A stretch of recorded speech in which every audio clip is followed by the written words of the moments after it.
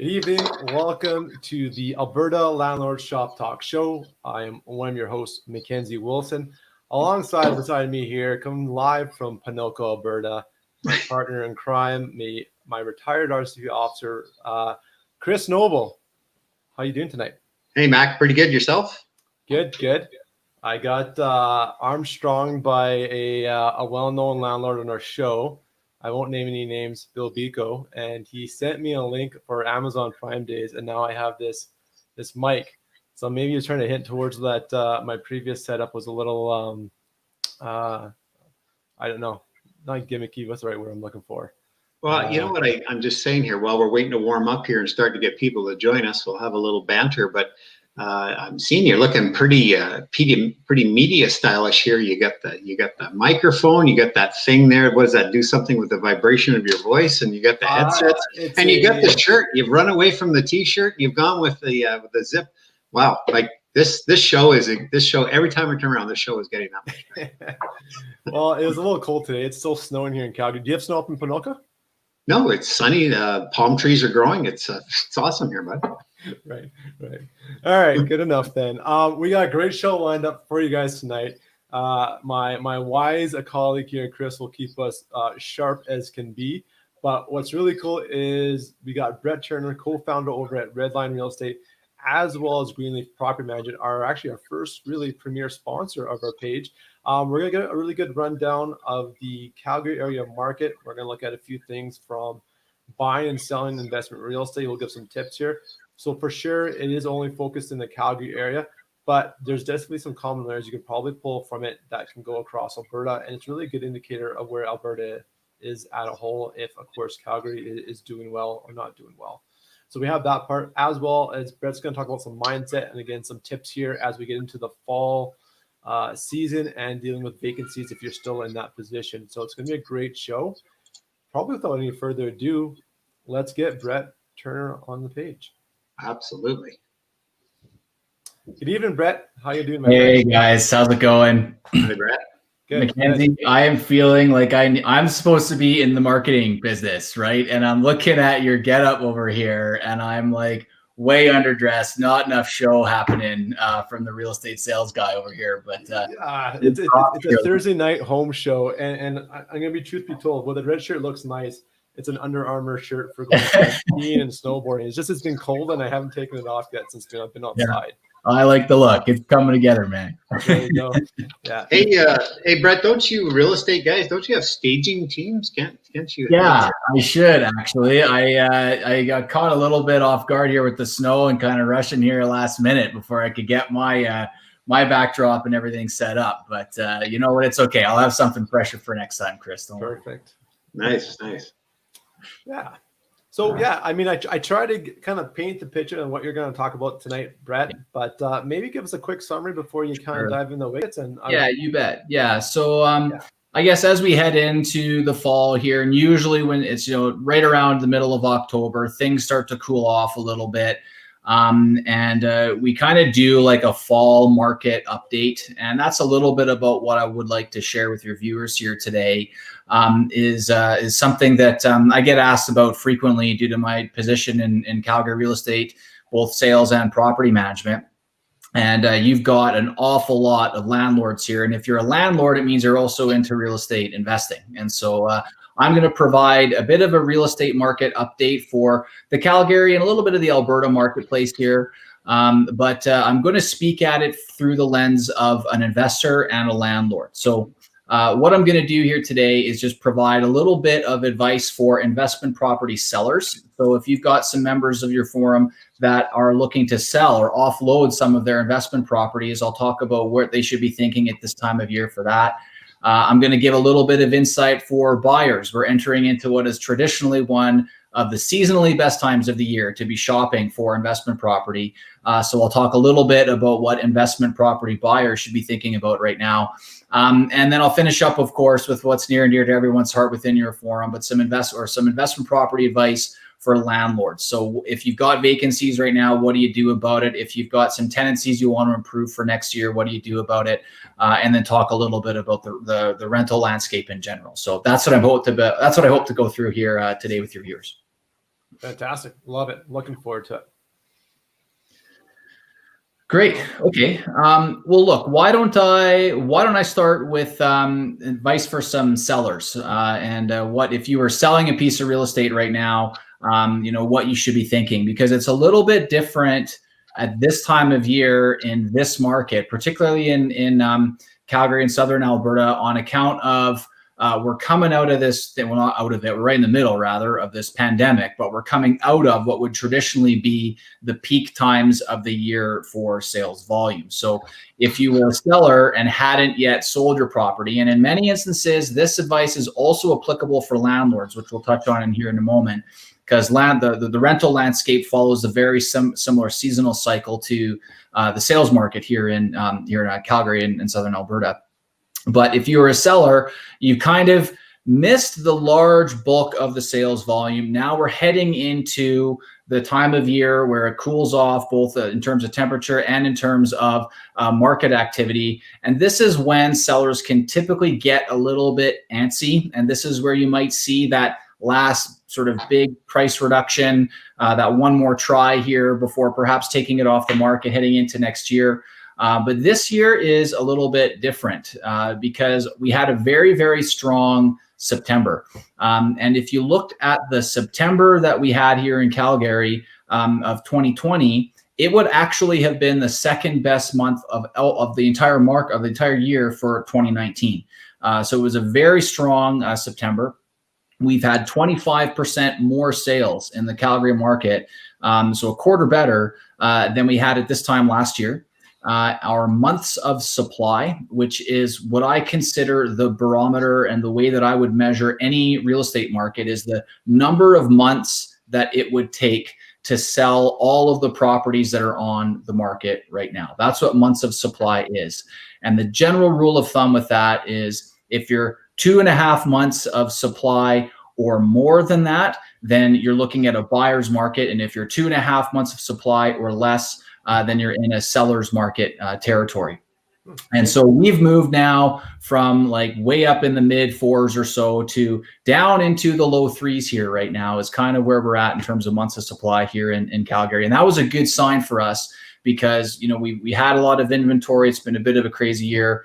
But to see those numbers come down just a little bit and have the sales come up and the inventory come down, to me, it gives me a very promising sign that, we've had the buyers are used to COVID. We're used to the pandemic now. Life has to happen to people, and they're getting on and they're out there making some deals. And so you don't have to be quite as afraid this year as a seller as you might have been in years past. Yeah, and I can really echo from what I've heard from talking to other people in the marketplace up in Edmonton, is seeing a very, very busy fall as well. And I think, and I know you experienced this firsthand, Brett, where coming that March, April, and May, people basically full stop, nothing happened. The market literally paused.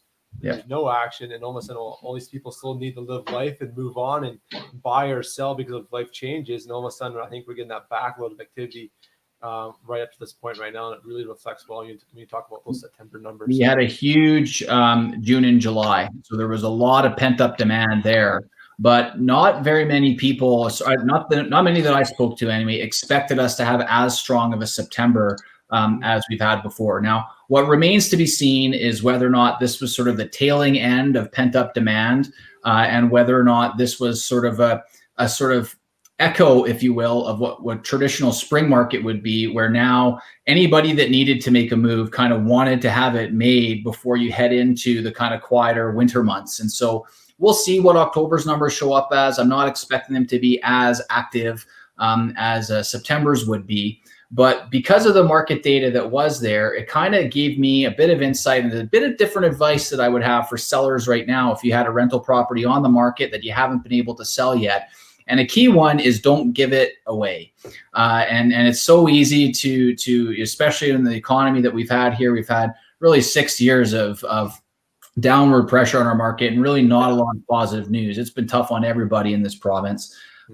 But right now, I wouldn't be so quick to say to somebody, look, you better get rid of your property if you haven't yet. I don't think prices are going to drop a ton lower than where they're at right now. I do feel that we're kind of trudging along the bottom and kind of have been really for the last year and a half. we don't have, no, sellers in Alberta don't have a lot of equity to give up like they have in other markets right now. And rental properties, we do in Calgary at the very least, have a very strong rent to price ratio.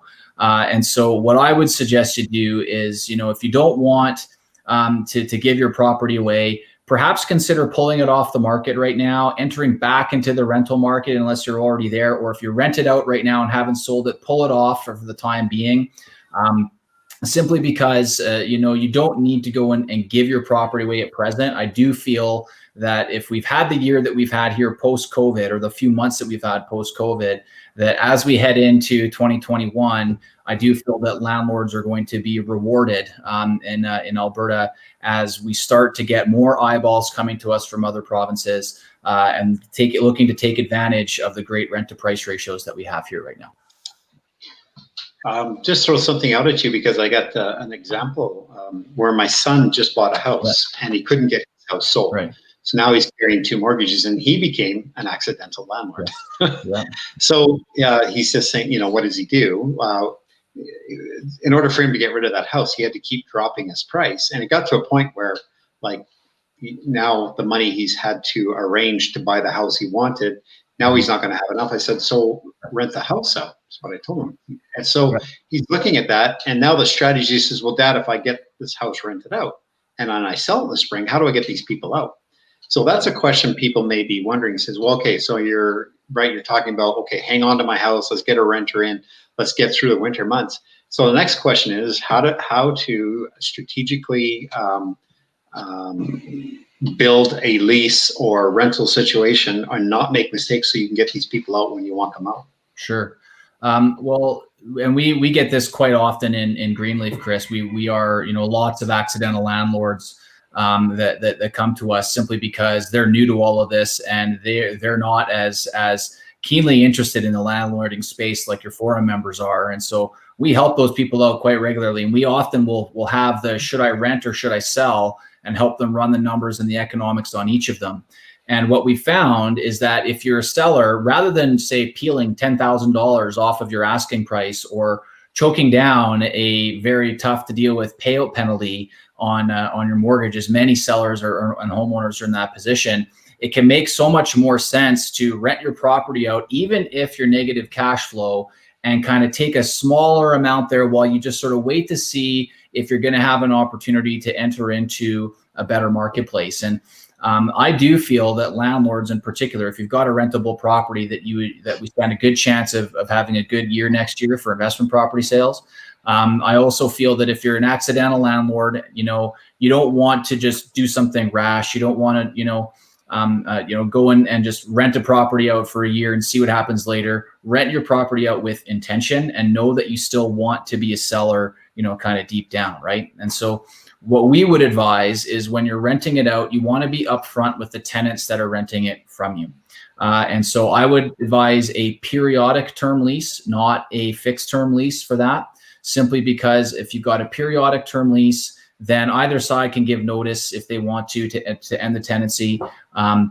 And that can be very valuable as a seller. If you've got the property sold, then you can provide 3 tenancy months notice to the tenants that are in there. And then a date when you can provide vacant possession to a new purchaser.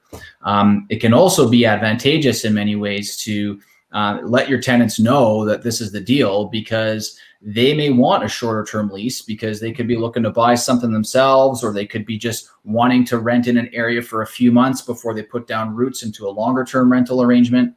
And they may really benefit from that flexibility and be willing to keep the property up for your showings and get out of the house so the new buyers can come and take a look at the property, that type of thing. So I really think it's in the best interest of a landlord or a seller to understand and enter into the rental relationship with an intention that they're going to be sellers one day, and making sure that you're upfront with the tenants that you're bringing in so there's no surprises later. Could you just, for some people on here, the terminologies are new to them, just explain the difference in the types of leases you're talking about, the fixed term, periodic? You bet. So Alberta has 2 primary types of leases here: a periodic term lease, which is your conventional month-to-month lease. And if there is no lease in place, or if a lease is in place and then expires, it will revert to the periodic tenancy, a month-to-month lease arrangement. So that's sort of the kind of default. And lots of times you'll have landlords that will go and meet a tenant, they will do a lease, and then they don't ever bother renewing it. And then it kind of defaults into a month-to-month arrangement after that. At our property management company, we made the decision to do a little bit more administrative work every year and go to fixed term leases because it's a fixed term. It means that the tenant cannot give you notice to terminate the tenancy early. They have to rent the property out until the end of the term, or they would be liable to pay the landlord or the owner for all of the tenancy months that they're not even living in the property.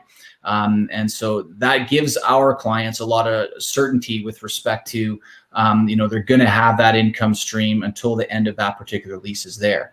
But it does mean that you have to renew your leases at the end of your fixed term leases. So you got to go there, you got to meet with the tenants, you got to negotiate every year in order to make sure that the lease is renewed properly. So periodic term, month to month, and then a fixed term could be however long you want your lease to be. Okay, so let's say we enter into, an example would be, we'll enter into a fixed term of 6 months. Yeah. Then can you write into your leases that it automatically renews into a 90-day fixed term at the end of each one? It's just a reoccurring 90-day lease unless otherwise indicated. Is that possible? Anytime you're putting something into an automatic renewal on something, you're asking yourself for trouble, particularly within the definition of the fixed term leases. You really do want to treat your fixed term lease as though it is over at that particular time and then enter into a new deal at that time going forward. So I think if you did that, we don't do that. And I haven't seen that done, Chris. We haven't inherited a property where that's been the case. But my feeling is that if you're looking to do that, it would revert into a periodic term tenancy if it ever got in front of a hearing officer at the RTDRS. I think that would be their interpretation of it. So know your renewal dates, know when your leases are going to end. And what we've been able to do is use that to our advantage, because we can be talking to tenants, hey, look, your lease is up in 90 days. We're not going to renew you unless we see this, and this happen, right? So if there's rental increases, if there's issues of maintenance or that type of stuff, you don't have to renew them. They need to be out on that particular day. And it does give a proactive landlord a bit more flexibility, in my opinion. Is there any requirement for landlords on fixed term leases to give 30 days notice or anything like that, saying, hey, we're not renewing? Or do you walk in the day before, say, how come you're not packing? Technically, when the lease ends, it ends, and it is you are deemed to be, the lease is deemed to be terminated at that particular time. So we have tested that, and yes, the tenancy is deemed to be ended, but you don't want to be there. You don't want to be in that position and have to fight to remove somebody simply because you didn't talk to them. So that's why we let them know, hey, your lease is ending at this particular time. If most of our tenants that we have, we're renewing them or have been renewing them at the same rate or just a hair more than that. But we let them know about that 3 tenancy months in advance of it, so that they usually get 1 month to make up their mind. And then if they don't make up their mind 2 months prior to the expiry of their lease, that's when the sign goes up, and that's when we'll start showing the property to the next round of tenants. And shortly after that, if they really want to stay, usually they'll go and they'll renew their lease at that point, and we'll have them for another year. Yeah. Great. So what I was building up to is the fact that even though you're saying, well, your lease is over, you expect your tenant to be out. Yeah. You should, if you're not renewing it for them, you should have signs up, you should be advertising, you should be showing. Yeah. So just to walk in 2 or 3 days before, say, oh, by the way, I'm not renewing. Well, the fight's on, and it's a fight that you're not going to win.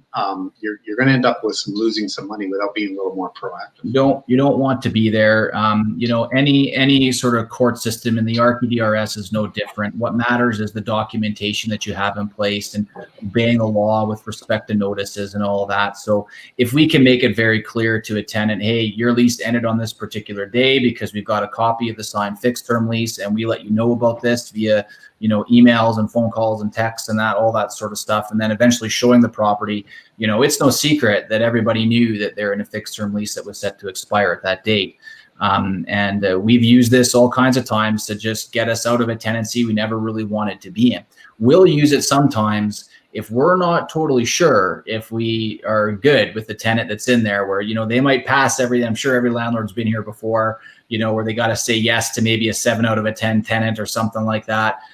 Where, okay, we're we're going to give you a fixed term lease, but we're going to give you a 6-month fixed term lease instead of a full year. Because if it doesn't work out and if we're not happy with it, then we're not stuck there. We don't have to evict, and we can just say, okay, well, the lease is over, off you go, right? And so it gives a proactive landlord a lot more tools, in our opinion. Good. I want to add a few things here. I've been making some notes. So, Brett, early on when we were talking about kind of some of the market things, there was one term you kind of made note of that I want to make sure if people aren't familiar with it, they get you to explain a little bit further. So I don't know if I caught it down right. It was rent to purchase price ratio, or what was that? How did you explain that? Yeah, so it's this isn't really, I guess, an industry accepted term, and it's not I know what you're getting at with it. Yeah, you won't see this out there, but to give you a bit of an idea right now, in terms of our pricing that we're at, Calgary's got a really low average sale price right now. That if you looked at the average sale price in Calgary with condos jammed in and detached homes jammed in, we're about $422,000 is the average price here. Our detached price, so just detached houses, and a lot of people will look at that because that is the majority of the landscape here in Calgary anyway. We're just under $489,000. So not all that expensive compared to, say, the GTA or the Toronto, which is over $1 million, and same with the Lower Mainland and in the Vancouver area. They're right near 7 figures. So we're quite the bargain compared to that. But Calgary has always had traditionally high rental rates here in Calgary, and a big reason for that is the way that our city was developed and how we grew over all these years. So we have always been sort of a homeowner town, where we had one of the highest incidents of home ownership across the entire country, where back in, say, 2010, 2011 or so, we were over 70% of all of the people that lived in Calgary lived in an owner-occupied property. And so we just did not have a huge amount of rental supply.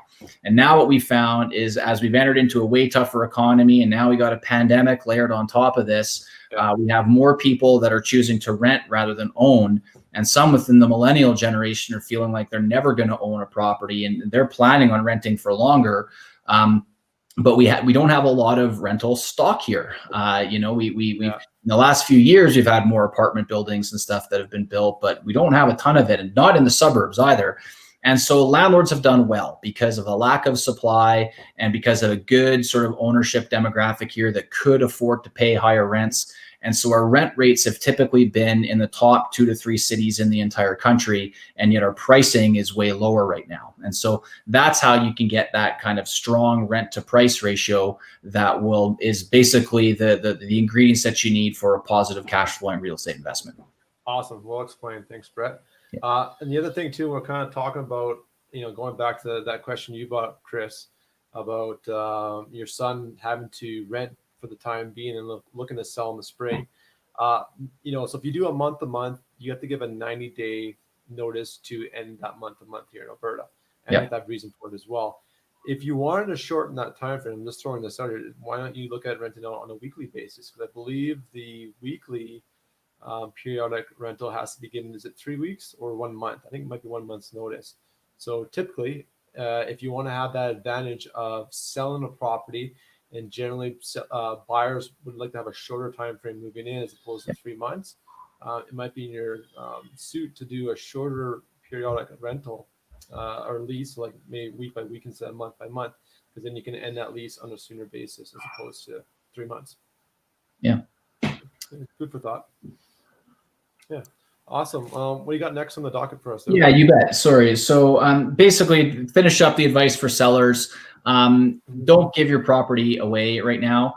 It's not like it was in 2019. It's not like it was in 2017 or 2018, where every time you entered into the fall, it's just like, oh no, another year of not selling my house. I do feel that, we've had a good September here. We probably are going to have another couple quieter months, but I still feel that there was some pent up demand through a lack of sales volume this year that's going to carry over to next year. So if you can rent it out and if you can stomach it, flip over to the rental market for a 6-term lease right now, and then try again at the thick of the market next year, as long as your price isn't so far out of line, that it wouldn't have sold anyway. You don't need to go and give it away at this time of year, at least in my opinion. So something to keep in mind, I guess, if you're on the fence right now about what to do about your listing. The other part that I want to give for investment property owners, I guess, is, this ties into the next one, which is for investment property buyers, is the secondary suite picture here in Calgary, and how we continue to be in this sort of little mini sort of, they call it the amnesty period here, which is the end, which is a nice thing. Yeah, they keep extending it, and maybe they will keep doing it. I gather it's been a good response here so far. I've certainly found this to be a much better environment to be both a landlord and a realtor in, selling investment property, with it being easier. The only problem is that those of us that spent a ton of money to legalize secondary suites to build code a few years ago aren't not getting the love from the marketplace that we used to, because it's so much easier to get that registry stamp from the city now than compared to how it would have been before. But just to remind landlords, if you have illegal secondary suites and you don't want to own them for a very long time, like they're not part of your nest egg, you don't plan on having these for forever, then you really do need to make a plan to sell them prior to the end of next year. Calgary market, FYI. Pardon me? The Calgary market. Calgary market. Yes, I'm sorry. Yes, the Calgary market again. Simply because this is our time to legalize those secondary suites. And so if you don't want to legalize it and you don't want to own it long term, then you need to plan to sell it sometime between now and the end of next year before the amnesty period runs out. I'll talk a little bit about what to do from the purchasing side, and if you are looking to take advantage of the amnesty period from the buy perspective.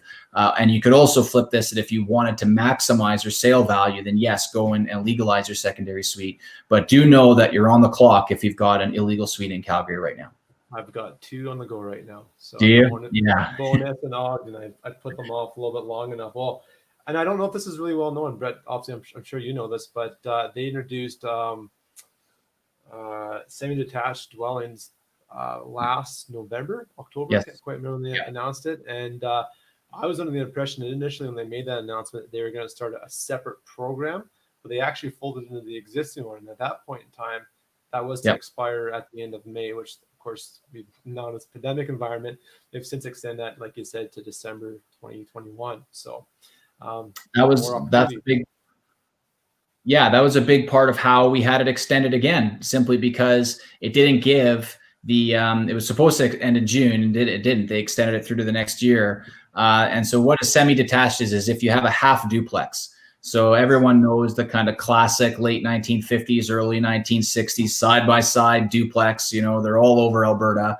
Well, if you had basement suites in those, you were not able to legalize them to build code or to fire code standards under the guidelines of the amnesty period rules to legalize the fire code standards. So they changed that about a year ago, last November, and now you can do that. And so they've basically pushed semi-detached underneath the same rules as the detached properties were, and that incidentally leads right into where the buying opportunities are.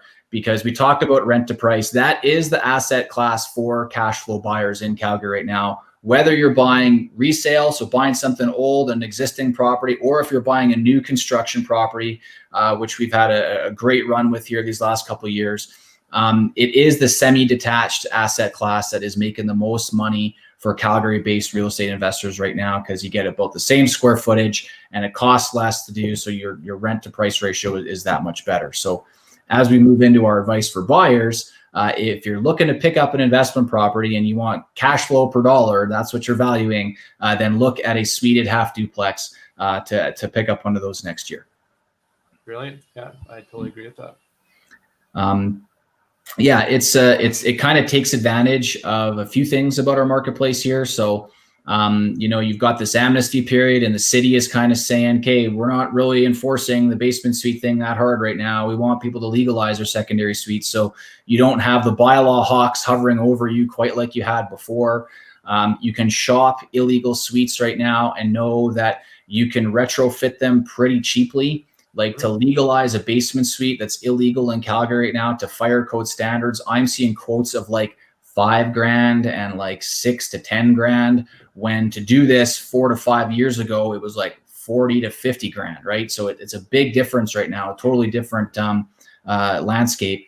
So you can be shopping these illegally suited investment properties and plan to legalize them over the next year to take advantage of the amnesty period that we're in, and really put together a nice little portfolio and have your renovation dollars go that much further. And this might be the last year that you can do that, and then it will change over to the conventional way. We'll be out of the amnesty period, and we'll be talking about this all next year for sure, because it will start to get a lot tougher on landlords that have illegal suites at that time that haven't retrofitted them.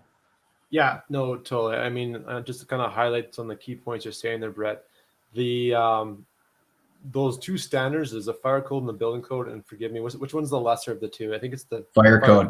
Fire code for sure. Yeah. And there's a huge saving grace, especially if you're retrofitting an existing property, to save a ton of money.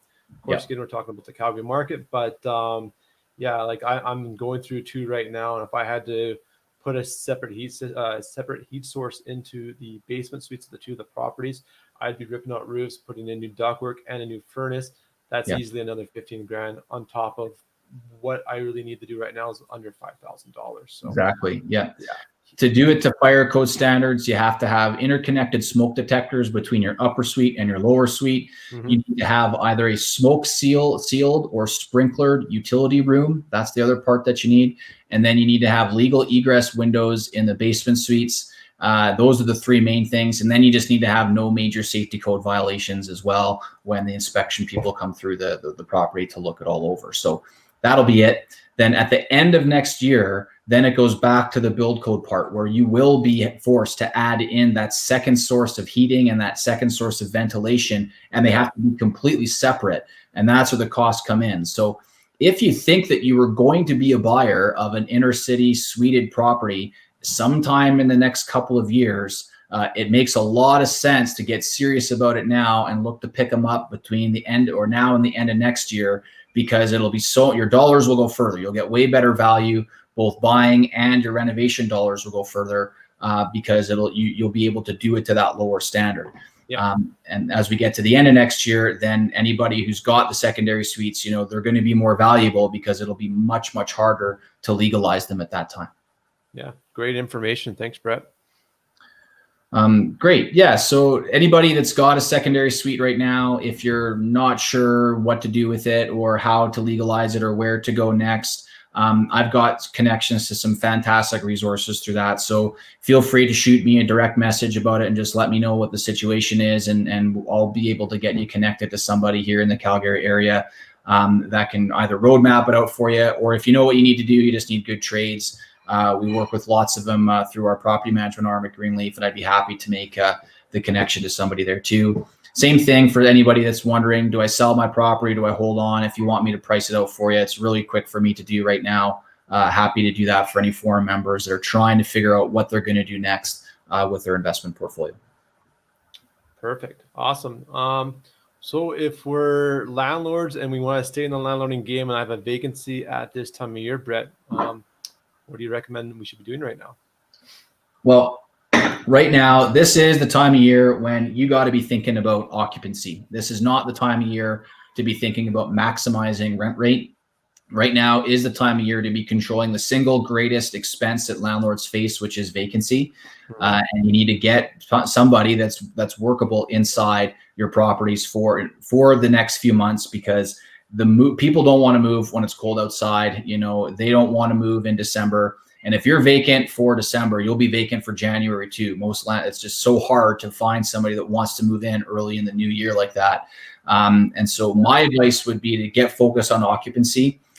This is where, if you're typically kind of a non-pet landlord, put that you will accept pets and just screen for the right type of pet that you can live with for maybe a 6-month lease to get you into next year. This is where you might look to take somebody on a 6-month fixed term lease that maybe doesn't meet every single one of your criteria, but get them into the property to have somebody in there over the winter months.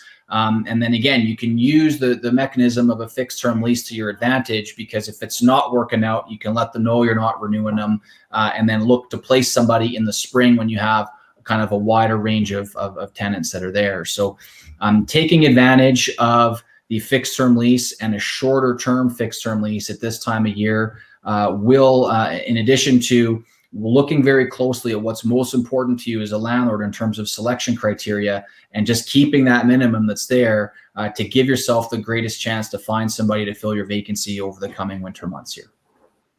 Perfect. So in summary, fixed term, 6 months, get you in the springtime, and just get that price lowered, get the application to views, the request for the viewings coming in, so you can still have a selection at this time of year.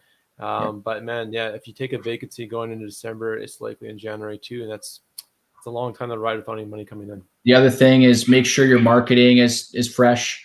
So it's the same in the sales market. Like if you're looking at a property that's listed in May and the exterior photos are covered in snow, you know that you've got somebody that's been sitting there for a while and maybe isn't taking their marketing that seriously. Yeah. On the tenancy side, and this is so true for us as a professional manager, like when people are shopping for a place to live online and they're looking to decide, where do I want to live online? Your marketing is a reflection of you as a landlord, right? It really is. So if you've got pro photos that are indicative of the time of year when you're on the market right now, and your rent rate is where it needs to be, you are going to attract the better types of tenants. You're going to attract the type of tenants that want to rent from a responsible landlord. And that's who the trouble-free tenants are, guys. They want to rent from landlords that have their act together. Those landlords that are kind of laissez-faire with their marketing, you know, they're just texting really loosely with the tenants and the applicants that they're getting. Those are the ones that are going to lure the professional tenants, the ones that really get you. That's what the professional tenants are looking for. So make sure your marketing is nice and clean and very sharp. You'll hear that from me a lot here as we work towards more engagement with everybody on the forum. Marketing is indeed a reflection of the tenancy experience in many ways. So making sure your marketing is on point and that you've got the right photos for the right time of year go a long way for that. So if you're going to be vacant here for the next month and there's snow outside, go and get a couple good exterior photos outside that show where you're at with the seasonal exterior shot. Yeah, great tips. And the only thing I would tie in with that as well, Brett, is people don't know where to market their properties. Is simply start the product that you're offering, whether it be a 2-bedroom apartment or a condo, try both words, or a house rental, say houses for rents in Calgary and Lethbridge and Grand Prairie, wherever you guys are coming from. And those top 4 or 5 hits you get back on Google results are actually the go-to places to be having your property listed. So if you're listing on Facebook and you search in your area and it's got Kijiji, Rent Faster, and say something else, you probably want to be in those 3 places first before you get in Facebook, or vice versa, depending again, wherever those top results are. You want to be a part of those top results, because that's where people are looking. Yep, absolutely. Yep, that's great advice. Pretend that you're a tenant, right? If you wanted to find your property, how are you gonna look for it? And then that'll guide you to where you should be marketing, and you'll be able to see your competition from there too. And it's well worth sort of half an hour of time to root around on the net, especially if you're a landlord that might only have a couple properties at a couple of times. You're only marketing places a few times a year. To put yourself in the shoes of a tenant and go through that whole search process is just so highly valuable to make sure that your lease and your vacancy that you're marketing doesn't look like a white elephant compared to all of the other listings that are out there at the time. Yeah, love it. Oh, we've got some people coming in saying hi here, so I'll throw this one up. Hello, Deirdre. Good to see you again. Right on. So again, if you're a landlord right now and you're not planning on selling, but you have a illegal secondary suite, you need to be mindful of your leasing for next year. So if you're coming into the spring, you now need to time that renovation in Calgary, right? So where you may not want to just renew your tenant, you may want to bring in a contractor to look at it and then line your lease up to make sure that it's vacant at the end of that, vacant at the right time of year for you to be able to fix your suite up and then get it on the market again as a brand new legal secondary suite to maximize your rents for next year. So that was the last sort of point that I had here on my advice for landlords and what to do for anybody that's got a secondary suite that's trying to time it for next year. You know what? I do have one vacancy right now. It's in Bowness. It's my basement suite.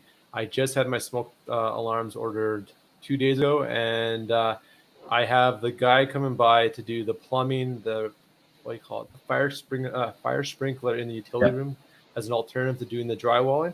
They get installed October 30th. So I'm like crushing in right now. I'm gonna get someone here early in November. Same thing, Brett. I'm gonna shore up my rent. And you raise a good point about being not being that way often. But another thing at this time of year is rents tend to come down a bit because, of course, there's just generally less people renting. Maybe this year's might be a bit different because of the pandemic and people are jumping out of the ownership side and getting into the rental side because they're afraid of having locked into large bills, aka their mortgage. I've seen a lot of that, but beyond it, generally the rents start to come down a bit. You don't want to be in the tail end of reducing your rent to bring in that person. You want to be in the front. And I've been burnt this way before, where I kept reducing rent. Then I realized as I got looking a little bit more closely to my competition, I was always a laggard, and it didn't really matter. Even though I was dropping the rent, I wasn't dropping it fast enough. So yeah. The further that you can be out with your tenancy marketing, the more options you have as a landlord, right? So don't wait for your tenants to kind of give you notice. And again, if you have a fixed term lease, it forces this process for you. And that's a big part of why we go with fixed term, is that if you're 90 days out, you can start the renewal conversation with your tenant way earlier. And you can give them, notice that, okay, well, look, if you're going to renew your lease, we have to increase your rents by, an extra 5 to 10% for this year, whatever the number might be, depending on where you're at with it. And then they'll know you mean business if you're putting the signs up and you're starting to show the property earlier. It just gives you a lot more power as a landlord to be in that position. You feel less reactive, right? You feel less like, oh no, my tenant gave me notice, or oh no, I left it too late. I got to go and get my properties up on the market. I got to take the first person with a heartbeat so I don't miss a payment, right? If you can be out in advance of all of this, it's a much more intentioned process as a landlord. And it feels a lot better because you know that you've got control, you've got time on your side with this. And more often than not, what we found is that our tenants see that intention from us as a pro firm, and then they renew, and we don't end up having to end up remarketing the property, but they kind of test you a little bit. They want to see you show that property once or twice to know you mean business. Totally. Should we take it's Guidry's question? Yes, asking about providing proof of registration from the city. We don't require proof of registration from the city when we have a pet that's coming in. Our policy with respect to pets is, we're a pro pet landlord, but we're not renting to the pet. We're renting to the tenant. And so if the pet is breaching the rules for any reason or another, we will evict the owner, or we will say the pet's no longer allowed to be there. And you have to make the decision at that point what are you going to do with your pet. So we make that very clear on our pet registration form, but we don't require a proof of registration with the city when you're applying to be a tenant with our company. Yeah, I'll spin off on this question. And we had a really good tip from, actually, you probably know them, Brett, Bruce, and Trish Frazier. Oh, yes. Yeah. So Trish came up with this one. She was on the show back in the summer, and it's honestly still one of my favorite tips. She said, basically, a good way, you can't really screen a pet. You can't try to find if a pet's going to be behaved. They always look cute. Right? Right. They all look the same. So two things. One, the obvious one is bring them to your viewing, meet them in person, because I've never met a dog that lied in an interview. It just shows up. They are who they are. So you'll see the behavior right away. But secondly, if you have a responsible owner, ask for a recent set of vet bills, or what Guidry ask for licensing with the city. If someone's taken the time to do that, it's very likely that pet's well behaved. If they don't have any registration, no shots, no recent vet bills, and it's just no collar on the dog, for example, that might kind of tell you that the owner's kind of running a little bit loose with looking after their pet. So. Yeah, that's a great tip. And I mean, the same thing goes for whenever you are interviewing a tenant applicant, right? Show me that you've been paying your bills recently. That's the type of stuff that you want to see even from them too. So that's a great point by Trish and Bruce. Yeah, great ones. So I guess we'll throw another question while we're kind of in midst here. And Brett, we're going to drag you along for a ride. We can answer some questions. So do people with pets generally stay longer in your rentals? Yeah, they do. For sure they do, because there's so many landlords out there that don't know how to manage the pet screening or how to deal with pets. So they just say, nope, no pets at all. And we found that being a pet-friendly landlord the good, responsible pet owners, and there's lots of them out there, they really appreciate a landlord that is pet friendly. And so, yeah, we will have, we do find that they renew for that extra year. They are not as transient as they would be. That's something that we found, to be consistent amongst us, and why we've always been okay to take applications from pet owners. Yeah, perfect. For sure. I mean, they consider it a member of their family, and people will pay a premium to have that luxury. It really is. I mean, I do consider it a luxury over a right. And if you treat them well and they're happy, they're not going to go anywhere, because they know it is difficult to find someone accepting, especially if they're bigger dogs. Yeah. I had a tenant in my one property. She had two. I don't have no idea what they were, but they look like small horses compared to my kid. And they were super well behaved, but they were completely intimidating if you were walking behind a fence. But yeah, she was a phenomenal, like picked up, like she, just an all-star tenant, but she had so much difficulty getting into places just because she had two very large, intimidating looking dogs. So yeah, there you go. If you're a good indication of that is if the tenant is trying to hide their type of pet from you, right? If you're a really responsible pet owner, you're going to be upfront about your pet because you're proud of your pet, right? Exactly. And you're okay to tell them, you know what, I got a Burmese mountain dog. He's a big dog. He sheds, but I am on top of this, and I know what I'm doing with respect to keeping my pet and watching it properly. Versus someone says, yes, I have a dog, right? And they don't tell you anything more about it. Those are the ones. It's 20-ish pounds that comes up to be past your hip. You're like, okay. and on that note too, is I have just my personal experience. I have a no exotic pet policy. I don't do reptiles, snakes, things that don't have 4 legs and fur is kind of my limit. I've had people come. I have rented out my basement in my own house, and I've had people come with boa constrictors, and my wife's like, no. And I just like, what would you do if one of those got out, right? That would not be my jam. So you remember down in Quebec, or is it Quebec or in Nova Scotia, New Brunswick, where they had the exotic animals, the large boa constrictor escaped from underneath in a store, went up through the venting to where the family was upstairs, and two young boys were playing. Yeah. No, they were sleeping and they didn't wake up in the morning. Right. Yeah. Is that this year in Canada? No, that'd be going back probably about 5 years ago now. I did not know that story. Don't tell that one to your wife, MacKenzie. Leave that one. Well, that just solidifies my point. So, yeah. Well, and then we've also had a picture posted on the page where somebody drew back the curtain, and here's a boa got lost. They couldn't find it, but it was absorbing the sun from the day, and the house was empty, and here it is behind the curtain. Can you imagine? I can't remember the name, but that person was on our group. That was in May. And anyways, the story was, lady moved out. She couldn't find her pet. Didn't say anything. Didn't move out. Owner came back, was cleaning the house, was moving the curtains over the patio door. The snake popped out from the curtains. And the kind of like the part of the story was the tenant moving in was a pregnant young mom, like a single mom moving in. So, but I think also that snake was like 12 or 18 inches. Like it wasn't very big, but still, I probably would have jumped through the roof if I saw that thing pop up blinds. I don't do well with surprises. I don't mind stuff as long as I know where it is. Yeah.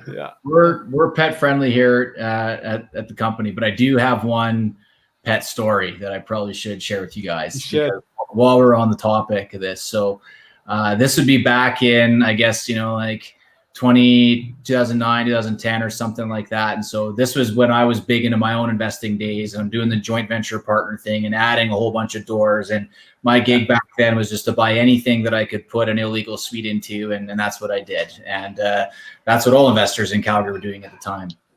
And so I was moving kind of faster than I probably should have been.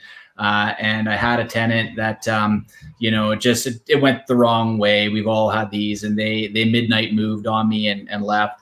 They didn't pay their power bill at the time. I wasn't managing utilities properly and everything. So made a lot of mistakes with this tenancy. And so they told me that they left. The power's out in this property. And then the only thing that we saw that was on this was that they had on their pet application form that they had a pet tarantula. And I'm not into spiders at all. And the tenant told me we're out here. Fur. Spiders should not have fur. That's the whole. Yeah. So I of course I'm not sending any of the staff in to go and check on this property. I'm going in there myself for this one because you can't ask somebody to do that. So I go in there and I got a flashlight and I'm rooting around this basement suite in Ranchlands trying to see if I can find this spider and where he is. And you know, he was there and he was in his little crate. He was way back in the corner, but I remember just as clear as day right now, shining the light on there and seeing it for the first time. And it spooked me, but we were able to call in by law, and they put us in touch with someone who came in and got the little critter out of there, and then it was fine. But that I do remember that well, and that was kind of like, you know what, we need to get things under control a little bit here so we don't find ourselves in this position again. But yeah. Yeah, and the whole thought process is if you're renting to someone with a pet other than 4 legs and fur, what would you have to do if you had to go pick it up yourself? That's kind of the way to think about it. If you're not comfortable doing that, you probably don't want to rent to that person with that kind of pet. So yeah. Oh yeah. There's a certain with reptiles. There's quite a smell that comes off of them too, isn't there?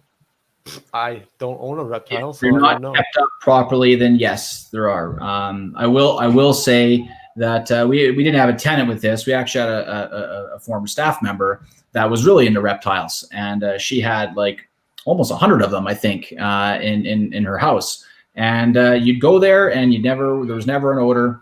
So again, if they're on top of it, and if they're maintaining it well, they've got the right ventilation for all of this, then it's not as big of a concern. But if they're not keeping it up, like we went into one that had turtles, and it was so gross, the smell of that, when they didn't clean up the tank that they were in. So again, it's something to kind of watch for. Another thing I would say is if you're nervous about the pets, then just let the tenant know, this isn't the type of pet that we would typically say yes to, but I think you're a responsible pet owner, but I am going to want to come in the property a little bit more frequently just to make sure that the property is being kept up the right way.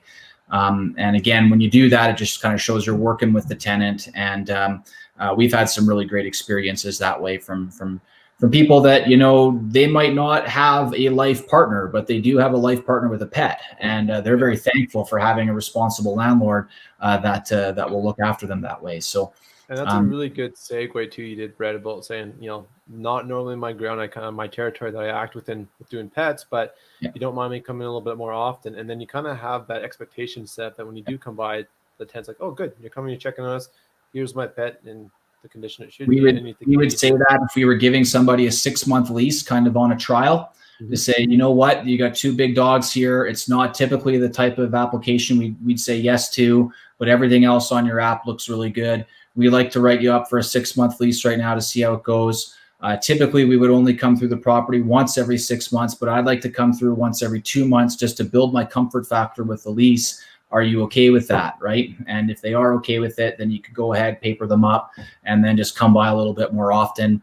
And some of our best tenancies have been that way because you work together at the beginning of the lease to find that comfort factor, and you can have a great experience after that. Yeah, that's awesome. Perfect. Good tips. Do you want me to grab some questions off the page, Mac? Sure. How are you doing that, Brett? Did we cover most of your points there? Yeah, I've kind of gone over everything here for, buyers and sellers and landlords. But one thing I'll say is just real estate is just such a personal business. You're talking about a unique property with a unique owner and a unique market condition. And so if you got questions about it, I've been doing business in the Calgary market here for 15 years. Super easy for me to give you my 2 cents on something. So just go ahead, send me a private message, and happy to help out however I can. Perfect. Well, we're almost to the top of the year. Brett, do we got your ear for maybe 5-10 more minutes? We'll answer a few questions and help some landlords out. Sure. Perfect. Yeah. So what we do is this is kind of the what do you call this? The rapid fire. We'll whip through some questions. Yeah, the lightning round. We'll try to bang off some quick questions and get through as many as we can here. So, Wayne Hillier likes your mic there, Mac. So that's the goal.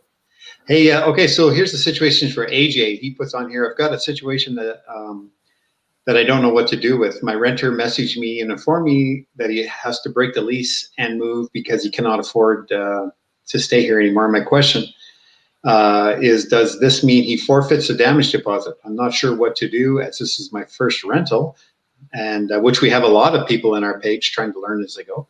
What does everyone do in these situations? I want to be fair as possible, but this is bad timing. So, I mean, at least your tenant's telling you, is what I would say there. So it's nice that they're letting you know that they can't make it.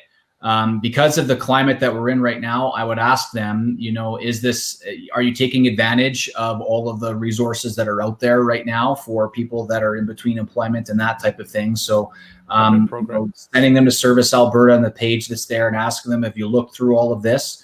And then if not, or if they're closed, I would ask them, well, what can you do? This is somebody who's responsible enough who has come to you and said, okay, I can't make this right now. And so we did this in April, where we made arrangements with tenants. And this could be a time to do that as well, because if they leave right now, it might be hard to find a tenant and maintain the occupancy. So we would go to them and say, okay, well, what can you do? Can you pay $100 a month less, or can we build a deferral out for you until later? And then see if they can find a way to stay in the property in an arrangement that does work for the landlord. If they can, and if they got to be out of there, then you got to minimize your damage. So you've got to go and get the property up for market right away and try and find a tenant to come in as soon as you can that will work for you.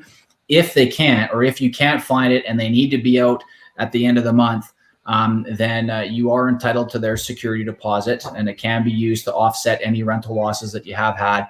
But you are required to be able to show that you're making your best effort to minimize your damages and get that property up for rent and try and find somebody else to take it right away. So in answer to saying, yes, he does lose his damage deposit if you can't get it rented. Yeah, he does. Yeah. Cool. All right. Taking the next question on you there, Chris. No, that's good. I saw you put it up there. Go for it. Cool. Awesome. So this came from Grant Woods, landlord out of Calgary here. I've had a few chats with Phil. Very astute. I'm looking at changing my refundable pet deposit to a monthly pet fee with my tenant in a single family home who has a large dog. Has anyone done this before? And if so, how do you go about doing it? Thank you, Grant. Okay, well, it's just a lease amendment is all it really is. So all you need to do is just broach the subject with them about changing it to a pet fee. And so we don't do deposits or refundable deposit. In Alberta, you can't take more than 1 month's rent for a security deposit from a tenant. So we don't go over and beyond that with a pet deposit. We do a pet fee. And so we'll charge either $25 or $50 per pet, depending on what type of pet it is and what our client, the owner, wants. But all that this would require would be an amendment to the existing lease. Mm-hmm. And so if you have a refundable deposit, you probably shouldn't have that refundable deposit, but I would refund it back to the tenant. And I would say, let's now move you on to a month-to-month pet or a monthly pet fee and amend the lease amount while the pet is in place to this slightly higher rental amount each month. And that's what we do and how we manage our pets at Greenleaf. So can you take a one-time non-refundable pet fee? Yes, you can. It can be a non-refundable pet fee. You are allowed to do that. You can't take a 1 month's rent and then a $250 refundable deposit up on top of that for pets, and then another $500 for furniture. You can't do that. It's limited to the 1 month's rent in the RTA. Yeah. The key word I think in this is not to use the word deposit, is to use a fee. Yeah, exactly. You can taking my thunder there, Chris. But yeah, totally agree. Yeah. All I would add to this, I know that Grant's on a term lease, which is good. So he's not month to month. So in this case, since his lease will end up probably next year at some point, my personal take on this to kind of make it easy, so you don't have to try to say, hey, Mr. Tenant, I want to amend it. Do you agree to taking on more costs? If they're in the right mind, they'll probably say no. Yeah. So at the lease renewal, you got one or two things to do here. You can raise the rent what you would for a pet fee and not introduce a pet fee and still get the numbers you need to compensate you accordingly. That's kind of one take on. Or two is you do bring in the pet fee, and then you've got two choices around that. One, you get it in writing that you can transfer that that refundable deposit into a credit towards their monthly pet fee and deduct accordingly for the first 3 to 4 months until you deplete the deposit, and then you start charging them whatever it is, $35 a month. Or you do kind of what Brett suggested on the second half, is refund that pet deposit and start charging them that new pet fee on month one of that renewal. So if it's $200 back in their pocket and you start charging them $40 a month, then do that on month one of that new lease. Get out of it's great advice, guys. The realtor / investor side of me would also say that, if whatever you can do to bump up your lease rates, the better off you're going to be. So getting away from a pet deposit and moving towards a pet fee. Well, when it comes time for you to refinance your properties, right? If you're looking to pull equity out of it to invest in something else or take a little bit of profit off the table and amortize it with a slightly higher monthly payment, that is so much easier to do if you have high rents in all the properties that you have. Also, if you're coming up to sell them, it's the same thing. You can show that you've got a higher rental amount on your performing rental property by having that slightly higher pet fee. And so just goes to show, move it away from the deposit and into the pet fee. And I think you'll be a happier investor long-term. Yeah. And I'm going to riff on that, Brett. Kind of another thing too, is some people have asked, well, if I'm charging a monthly pet fee, can I still charge a one-time fee? Actually, yes, you can do both. You can do a $200 upfront non-refundable fee, as well as that $20 a month pet fee. Or again, do what the numbers allow you in your market and what you can charge for, but there's no reason why you can't do both or one or the other. It's kind of up to your flexibility. Hey, another question. Oh yeah, I put the one up on the screen there because it was tying into what we're saying. If you guys want to keep flowing with that. Yeah, for sure. So I'll read it and I'll let Brett get his thoughts together, and we'll hop on this question next. So Gigi wrote, I'm not going to butcher her name. Is a pet fee paid every year? Do you charge it on renewal again? We charge it monthly, so it's $25 or $50 per pet per month is what we charge. And our kind of general rule of thumb is $25 per pet per month, and that goes right into the lease when we sign it. And as long as that pet is in the property, that's charged. And then if we renew them, then we would ask them again, is your pet still there? Do you have any other pets in the property? And then we would apply that same premium to the rent rate that we charge. And on continue riffing on what Brett's saying, and more and what I'm thinking about is when you get this set up, and assuming that pet is in the property, you can charge a fee. Make sure you know what that pet looks like. Get a photo of that pet, or if you're using, say, Neighborly or even Single Key, both of them, now give you an option to collect a picture on the application, because I've had one tenant swap out cats on me. So you want to make sure you're charging accordingly, and you've got good documentation to back that up. Yeah. Kathy Janke was new to our group, and I talked to her today, and I promised her we'd throw a question up on tonight's show if I can do that. Sure. She says, "Hi guys, I'm new to the group. We are currently renting a house out to a family. I was just informed that they will be separating. The partnership split up. The wife wants to be taken off of the lease, and she says the husband would like to continue renting.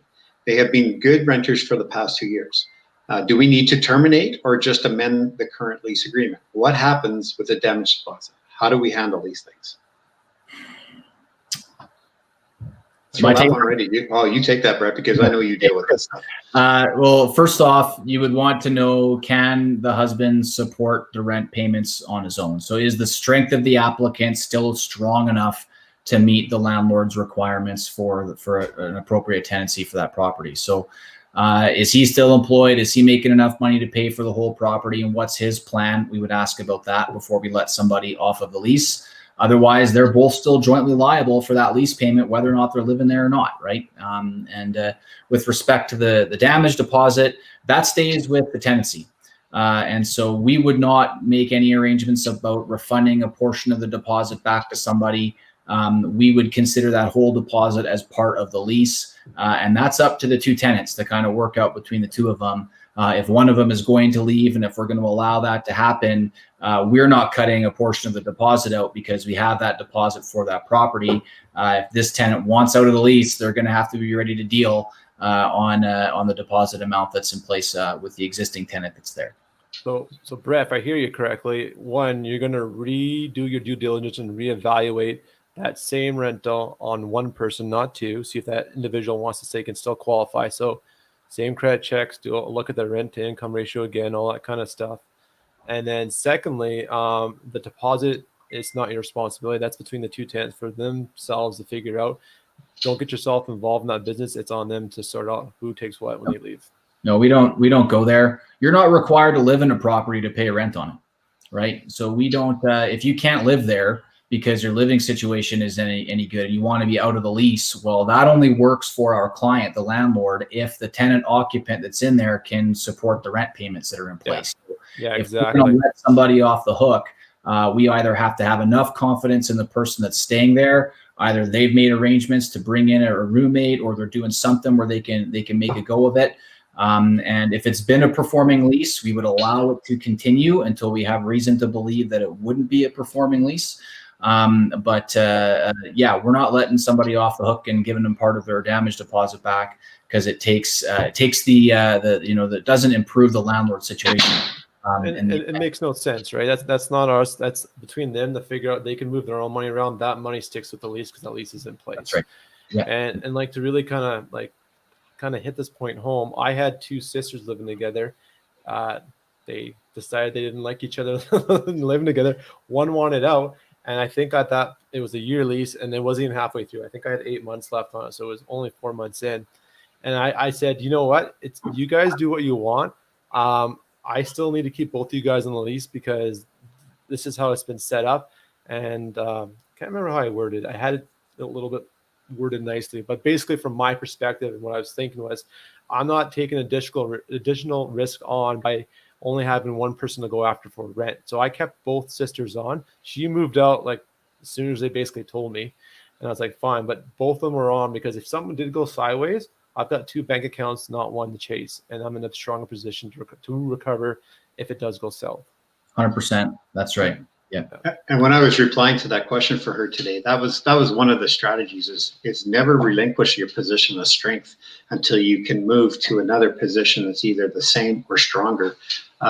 You don't. It's your business. You have to run it. Now, one of the things I did say to her, which is a continuous debate on the page, is, well, if 2 people are signed and they're leaving, then you have to give half back to the other person, half back to the other. No, you don't. Or the argument is, well, you have to give a check back written out to both of them. I don't know what your thoughts are on that, but I don't see where you're obligated to split anything. It's as you said. So you're not obligated to do that. And I guess as a professional landlord, we might have a little bit easier than a sort of by owner landlord would, because we can say this is policy, right? Like company policy, we got a client here we got to look after. We don't get in the middle of all of this. Whereas when you're managing on your own, sometimes your tenants will try and pull at your heartstrings a little bit and personalize the issue. But you got to remember that your mortgage payment is very impersonal, and that's what you got to be thinking about. And so you can't be allowing your tenants' personal situations to change a strong business policy that you should have for such situations like this. Yeah, exactly. One more question and we'll go to the 10-minute mark of being past 8 o'clock. And then we're going to say, thank you, Brett, for your time tonight. We really, really appreciate it. So can you touch on again on the heat sources that are allowed for secondary suites before next year? My husband was on the phone and missed that when you guys were talking about that. Sure. Yeah, you bet. So if you have a currently illegal secondary suite right now, up until the end of December of 2021, if you want to legalize your secondary suite and have it registered with the city of Calgary, then you can do so to fire code, not the Alberta build code. And so if it's to fire code, you don't require 2 secondary sources of heat. All you have to have is a smoke sealed or sprinklered utility room, interconnected smoke detectors, and legal egress windows in the basement, and no other safety code violations. That's it. You can get registered with the city. Now, when we get to the end of next year, and if you want to get into the suite development game, then you'll be back to the set of rules that we had sort of prior to about 2 years ago, where you'd be under the Alberta build code standard, which requires each of your 2 suites in a suited house to have their own heating system and their own ventilation system.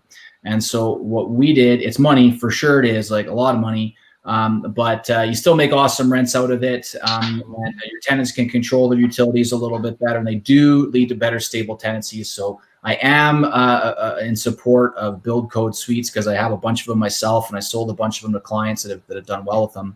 But typically what you do is you use the existing furnace and the ventilating system for the upper suite. And then for the basements, you can either, if you have space, put in a second furnace, or you can use electric baseboard heating layered kind of in the rooms throughout the basement, and then just put in a heat ventilation recovery, an HRV unit to blow air through a separate set of ducting for the basement if you want to do it that way. So a couple different options there, but you don't have to worry about that for the next year.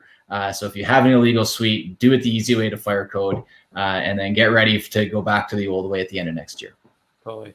And probably the last thing I'm going to wrap up, and we'll wrap up the show here, is if you don't get your suite legalized and this grace period ends, probably expect, though here in pretty good terms, the city will proactively start shutting down and getting people to comply, because the whole reason they're doing this is they want to get rid of the big liability and the safety issue out there of these illegal suites. So once they've gotten rid of this grace period, they're going to probably start enforcing it with fines if you're not up to code. We have heard that from people inside the bylaw department and inside the city. Mac, they're not coming out and being, loud and proud about that right now, but they will be wanting to make the point that the secondary suite picture is no longer gray. It is black or white. You're legal or you're illegal. And if you're illegal, they're going to come and they're going to shut you down. They will have people watching rental ads for basement suites and then checking the address to see if it's on the registry. And they'll want to make an example of a few landlords to make sure that the point gets across that you can't be marketing an illegal secondary suite after the expiry of the amnesty period at the end of 2021. You can very much expect that person coming there as a potential applicant to rent from you probably could very well be a city worker. Yeah, well, and tenants will know that if they don't see the registry sticker there, that it's an illegal secondary suite, and you can be sure that they will use that as leverage over landlords that haven't taken that additional step.